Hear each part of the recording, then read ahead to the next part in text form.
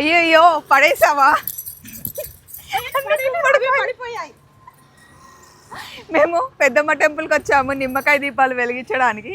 ప్రతి శుక్రవారం ఇక్కడ నుండి గుమ్మడికాయలు తీసుకొని వెళ్తాం, బూడిది గుమ్మడికాయలు. ఎందుకు అంటే ఇవి మార్నింగ్ జ్యూస్ చేసుకొని తాగుతాం అనమాట. నేను హెల్ప్ చేయాలా అని అడిగా.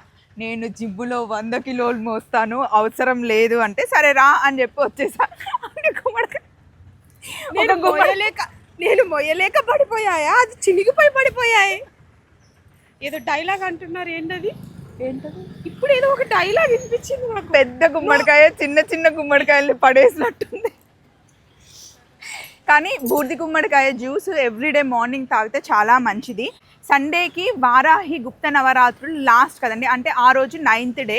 ఇంకా నైట్ పూజ చేసేటప్పుడు చిన్న బూడిది గుమ్మడికాయలు లోపల ఉన్న గింజలు అవన్నీ తీసేసి దీపం వెలిగిస్తే చాలా చాలా మంచిదంట. మీరు కూడా తెచ్చుకోండి.